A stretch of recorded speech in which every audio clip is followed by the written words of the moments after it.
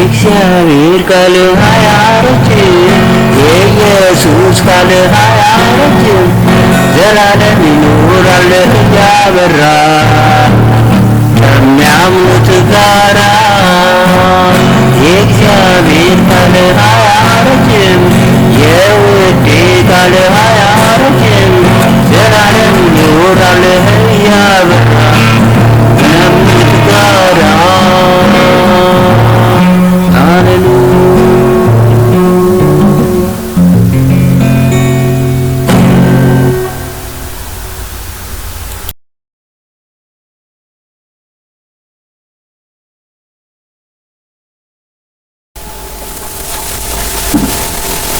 ይህናችሁ ሰላም ጤና ይስጥልኝ። እንደምን አላችሁ?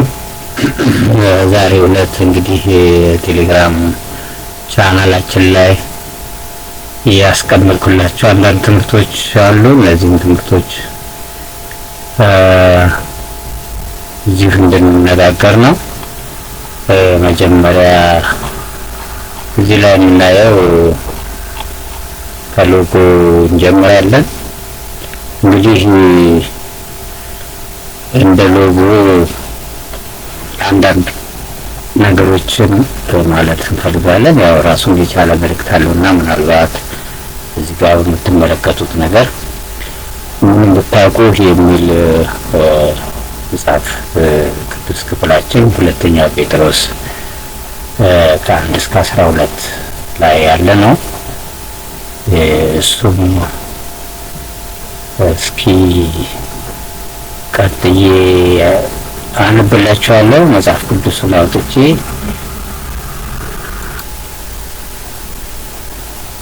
እሺ እንግዲህ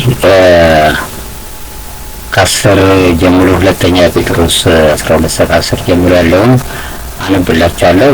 በዚህ መሰረት እናያለን ማለት ነው። እንግዲህ ምን ይላል? 10 ጀምሮ ስለዚህ ወንድሞች ሆይ መጠራታችሁን እና መመረጣችሁን ታጸኑ ዘንድ ከፊት ይልቅ ትጉ። እነዚህ ብታደርጉ ከቶ አትሰናከሉም ይልና እንዲሁም ወደ ዘላለም ወደ ጌታችንና መድኃኒታችን ወደ ኢየሱስ ክርስቶስ መንግስት ስራ መግባት በሙላት ይሆንላችኋል አለ። በኋላ 12 ስለዚህ እነዚህ ነገሮች ምንም ብታውቁ በእናንተም ዘንድ ባለ እውነት ምንም ብትጸኑ ስለ እነዚህ ዘወትር እንዳሳስባችሁ ቸል አልልም ብሎ ይላል። እንግዲህ ከላይ ያለው ለሐዋርያው መልእክቱ ሲጽፍላቸው የሚያውቁት ነገር የተረዱት ነገር እንዳሉ ይነግራቸዋል። ውስጥ በራሳቸው ነገር እነሱ የተረዱት ነገር አለ። እነዚህ የተረዱት ነገር ስለ ሕይወት ጉዳይ፣ ስለ ዘላለማዊ ሕይወት ጉዳይ፣ በክርስቶስ ስለመመረጣቸው ጉዳይ፣ ስለ መዳናቸው ጉዳይ ቢያውቁም እንደገና ያንን ነገር ሊያሳስባቸው ይፈልጋል። እውቀት አላቸው እና እናውቀዋለን የሚሉት የራሳቸው የሆነ እውቀት አላቸው። ግን ያ እውቀት ቢኖራቸውም እንደገና ሊያሳስባቸው ይፈልጋል። እንግዲህ መነሻዬ ከዚህ ነው ማለት ነው። እግዚአብሔር ቃል ዕለት ዕለት አዲስ ከመሆኑ የተነሳ ሁሉ ጊዜ ይሄንን አውቀዋለሁ ብለን የምንለው ነገር ስላይደለ በዚህ መሰረት ሁሉ ጊዜ ምናለው ማለት ነው ማወቅ ይጠበቅብናል። ላሳስባቸው ይዳለሁ እንደገና ቸል አልልም ብሎ ይናገራል። ቸልተኝነት አይሰማኝም። ስጋት አለው። ስለ ቤተ ክርስቲያን ጉዳይ ስጋት ነበረ ማለት ነው። ስለ መድከም፣ ስለ መዛል በመንፈሳዊ ሕይወት ያወቅን ይመስለናል። በአንድ ወቅት ያወቅነው እንኳን ቢሆን እንደገና ያንን ያወቅነውን ነገር እድሳት እንዲሆንልን ማስፈለግን ሁሉ ጊዜ ያስቀምጣል። እንግዲህ የኔ ትልቁ ዓላማ ከዚህ ሎጎ የምንረዳው ምንድነው? የምናውቃቸው ነገሮች አሉ ስለ ደህንነታችን፣ ስለ ሕይወታችን፣ ስለ መንፈሳዊ ማንነታችን። ግን ምንም ብናገኝ ምን ያስፈልገናል የሚለው ሁሉ ጊዜ ላሳስባችሁ እወዳለሁ። ስለዚህ መጽሐፍ ቅዱስ ይሄ የተነሳውበት የመጽሐፍ ቅዱስ ትምህርት ይህንን ነገር ማሳሰብ፣ የህይወትን መታደስን ማምጣት ይሄን ከዚህ አንግል ነው እንግዲህ በዚህ ቻናል ላይ ወይም ግሩፕ ላይ አለ። በዛ ግሩፕ ይሄ ራሴ ግል ቻናል ነው ማለት ነው።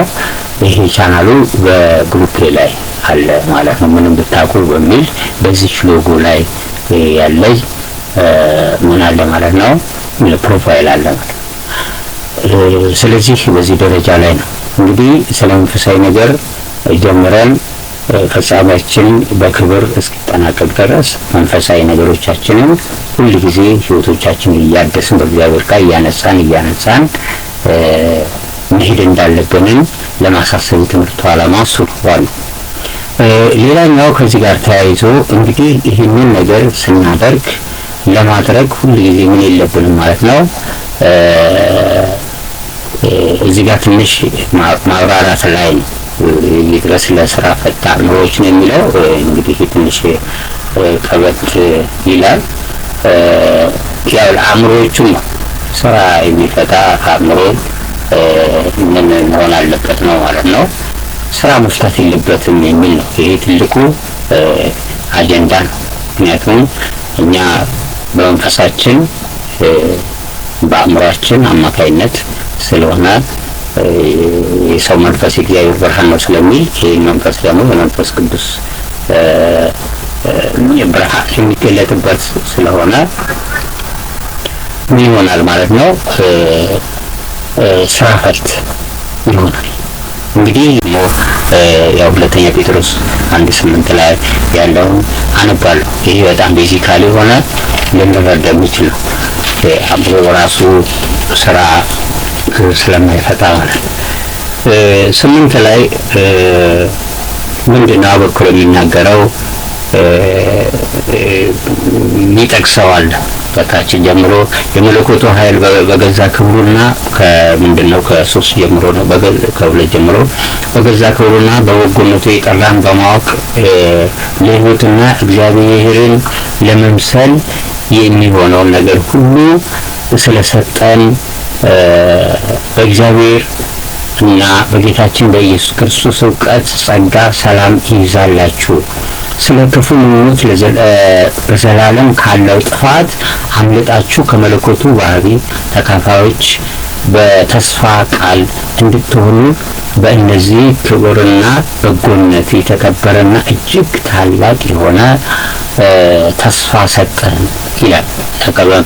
ስለዚህም ምክንያት ትጋትን ሁሉ እያሳያችሁ እያለ የሚዘረዝራቸው ነገሮች አሉ። በእምነታቸው እንግዲህ እነዚህ ናቸው እንግዲህ አእምሯችን ስራ ፈት እንዳይሆን የሚያደርገው ባለ ስራ አእምሮ እንዲሆን የሚያደርገው በመንፈሳዊ መረዳት ውስጥ ይኖራል። የስራ ፈት የሚለው ነገር ላይ ከውጫዊ ስራ ከማጣትና ምን ጠጣውን በማጣታችን ስራ ስላላገኘን ስራ ፈቶች ተብለን የምንለቀፍበት ነገር አይደለም። በስ ከሱ አንግል አይደለም፣ ከሱ አንግል እንዳይታይ ነው እንግዲህ ይሄንን የሎጎ ሐሳብ ምን እንደሚመስል ለማስረዳት መሞከር ይሄን ነው ማለት ነው። በዚህ ላይ ተመስርቼ ከማቀርባቸው ትምህርቶች ቤዚካሊ ሆነው ነገር ይሄ ነው። ስለዚህ የምንጨምረው ነገር አለ። ይሄን የምንጨምረው ነገር ውጫዊ ወይም በኑሯችን ወይም በስጋ ስለምንኖረው ለመኖር የማያስችለን ስራ ከማጣታችን በፊት የምንኮነንበት ነገር ማለቱ አይደለም። ስራ ፈት የተለየ ነው አይደለም። የሚያስብላቸው ነገሮች እነዚህ ናቸው ማለት ነው። ስለዚህ እነዚህ ነገሮች ብናደርግ አእምሯችን ስራ ፈት መንፈሳዊ አእምሯችን ስራ ፈት እንዳይደለ አመላካች የሆኑ ነገሮች ናቸው። እነዚህ ልንጠብቅ ያስፈልገናል ማለት ነው። እንግዲህ ወገኖቼ ትምህርቱ ቀጣይነት አለው፣ ይቀጥላል። እስከዛ ድረስ ሰላም ሁኑልን። እግዚአብሔር ቃል ኢየሱስ ቃል ዘላለም ይኖራል እያበራ